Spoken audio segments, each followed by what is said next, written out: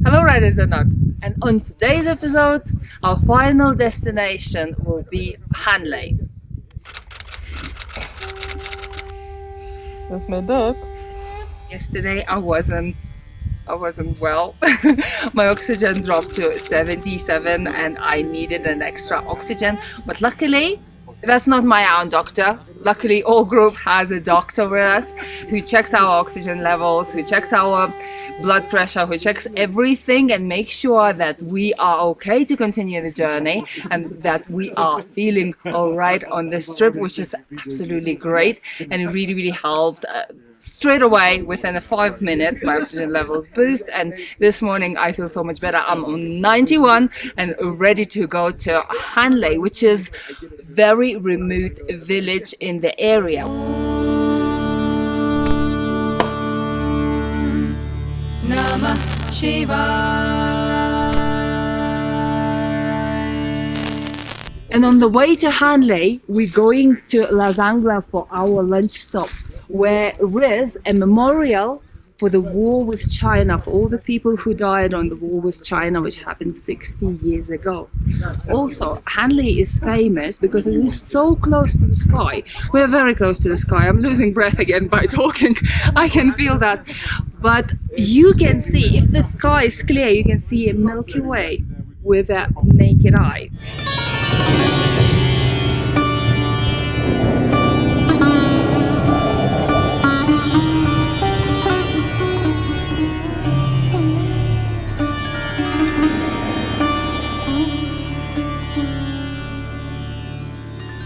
Shiv Shankaraya Shuddhaya Neelakanthaya Dhimahi Bhaktavachitadataram Namah Kailashavasini. Day 3 in Himalayas began much more mentally challenging than the previous ones.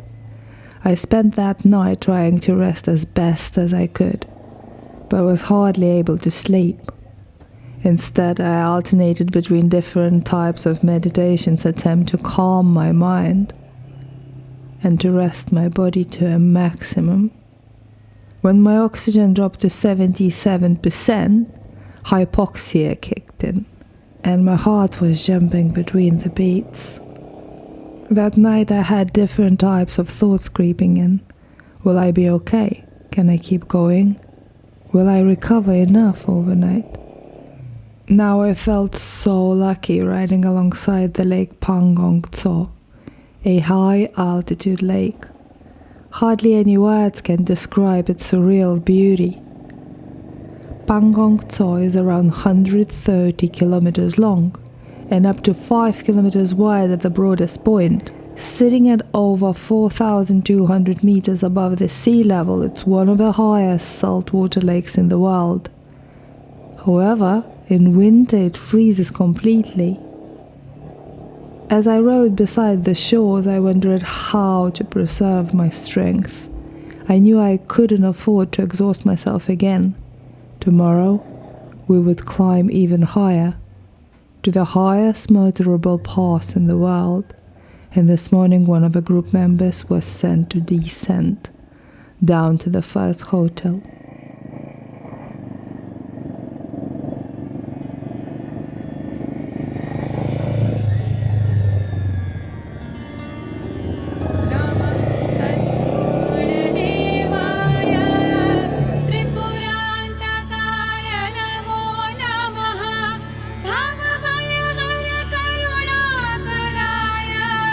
Anantaya. 「Anantaya. 「 Namo. 」 Namo. 「 Namo. 「 Namo. 」 Namo.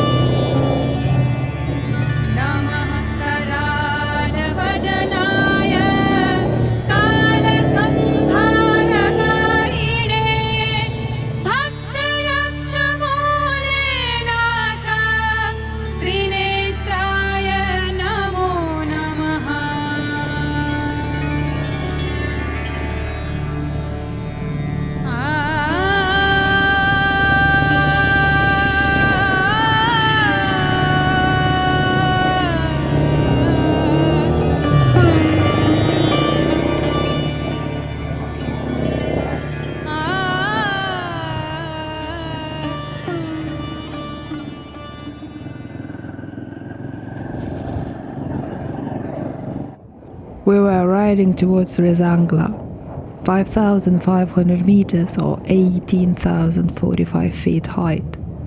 A place that also holds the memorial where India and China once fought in the unforgiving winter of 1962.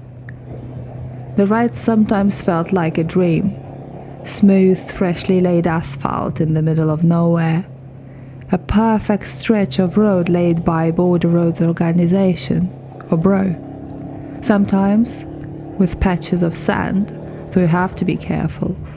And even more careful on those stretches where, without any warning, the beautiful road suddenly turns into roadworks. These were the hardest for me. One moment I was gliding and the next I was wrestling the bike, fighting every unpredictable shift beneath my tires. And on that day, with my body so exhausted every meter demanded focus, I wasn't sure I still had. Yet, the closer we got to the memorial, the more meaningful the struggle felt, because this place is not just geography, it's a memory. Here, 114 Indian soldiers held their ground against overwhelming odds in the legendary last man last bullet stand.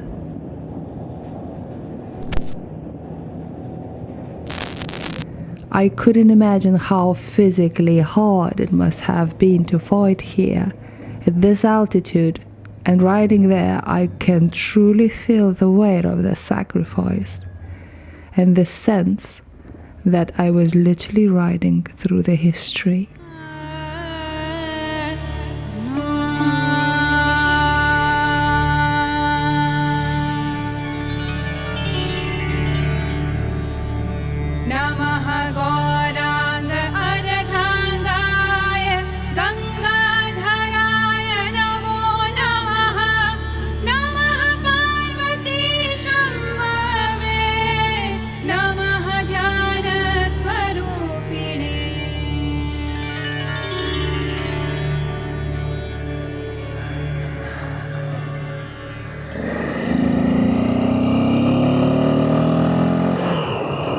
So apparently, this is where Chinese and Indian army negotiating, and I think this peak is China. And guys, I'm not talking much today because my oxygen levels keeps dropping, and I have to save energy for riding. And dropped again, and so the doctor told me to sit in the car for a while. I had a little nap in the car after a walk in the memorial, and now we have a couple more hours to ride, so you won't hear me talking much. However, I have a microphone now in my helmet, so you might hear me singing.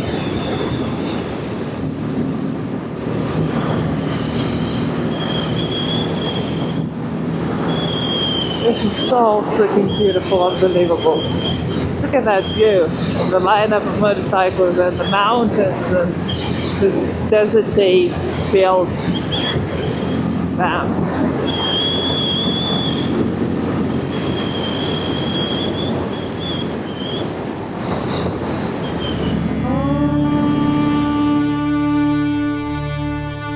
Shanti, Shanti, Shanti.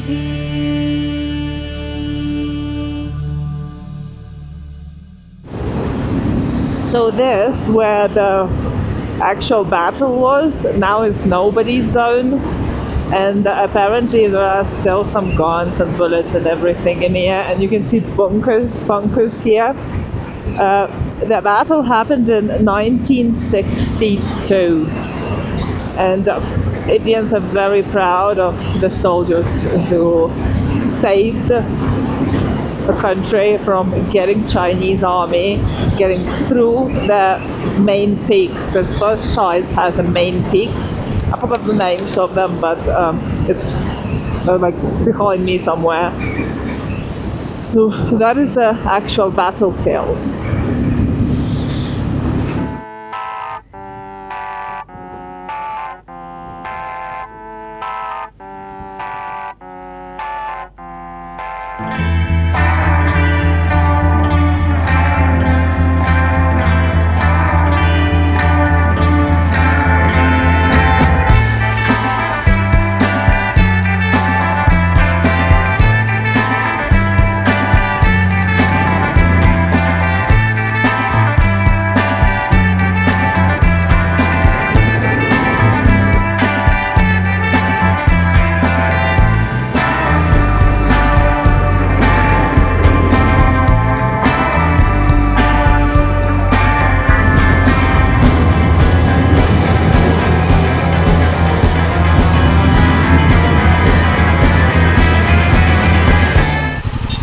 Apparently it's some kind of border here. Probably to the next junction, I don't know what's going on. We're going to China.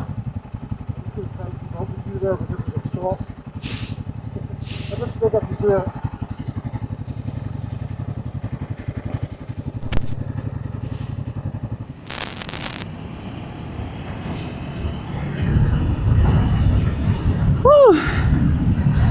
A lot of off-roady bits, and I'm catching up my breath. Fuck knows what's going on here. Is it better to go there? So that looks sandy. Oh my god, it's like a big puddly thing. I don't know how deep it is. We'll go to the side. Keep going. And in the middle. Through the puddle. Oh! Jeez. Go to India, they said it will be fun, they said. It would be great if I could breathe properly. But apparently. Okay. Pink puddles. There we go. Another one. Woo!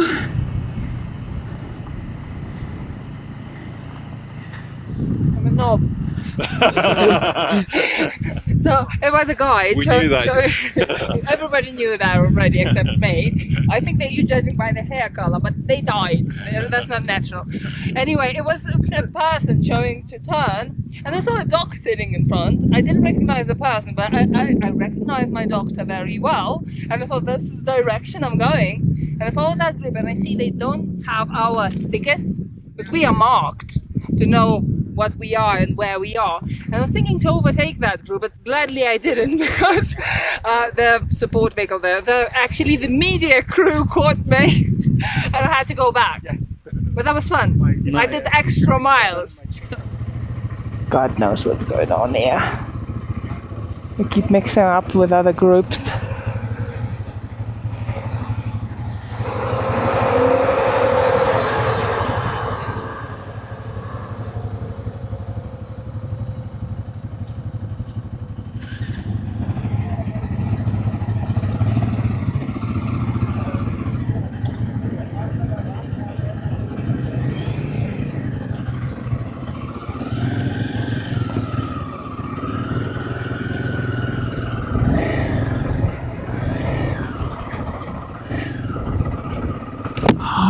So dusty.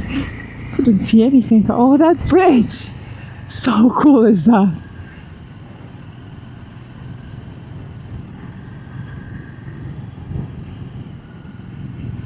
Apparently afternoon when I had to have more relaxed ride, according to the doc, turned into a lot of off-road.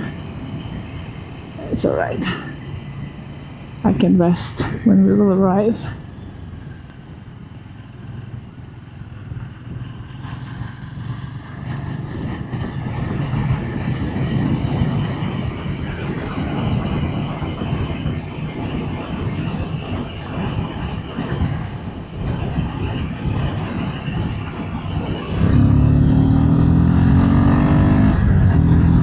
Oh, tarmac! I like it. I like it because I'm getting used to off-roading more and more, and And that's a good thing. That's what I want. Because that tarmac feels like butter. I mean, in the good way. It just feels so smooth.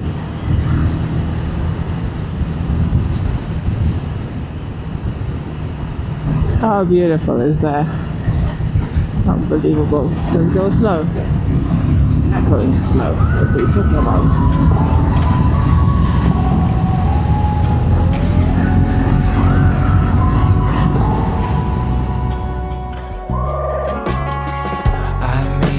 Call it 9:30 and thought not to ask why. Turn the wheel and drive all the way up 65. I don't really wanna leave like that. The sand. I don't really wanna fight.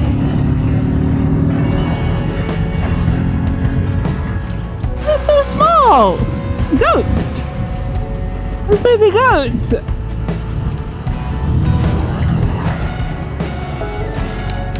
Whoa!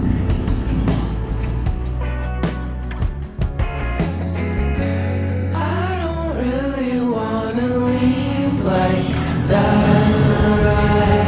I don't really wanna fight. I don't really wanna leave like that's alright. I don't really wanna fight. It's been year after year.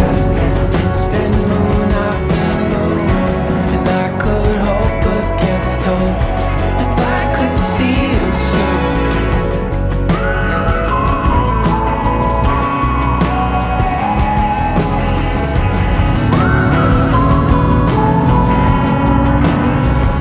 Woo! Oh, they are scary. They go straight in the middle. On the bend. I don't really wanna leave like that's alright. I don't really wanna fight. I don't really wanna leave like that's alright. I don't really wanna fight. It's been hit after hit. It's been room after room. And I could turn on a dime if I could see you soon.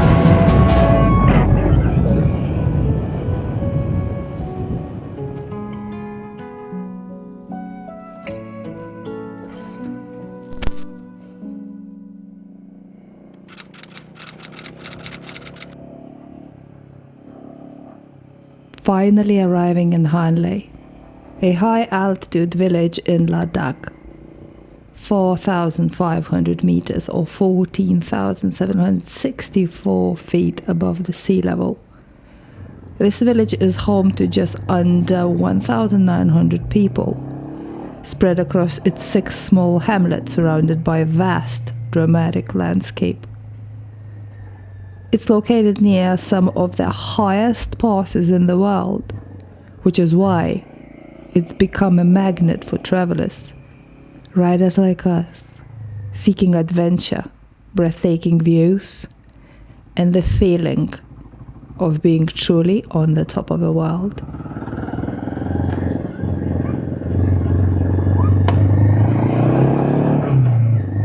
The last stretch of today's ride gave me a second wind. I felt so much better than when I was battling those pink puddles off-road earlier. And I could finally soak everything in. The roads, the mountains, and, oh my god, the views. Everywhere I looked, there were animals roaming freely. Baby goats. I call them baby goats because they are the size of a baby goat, and they are one of my most favorite animals ever.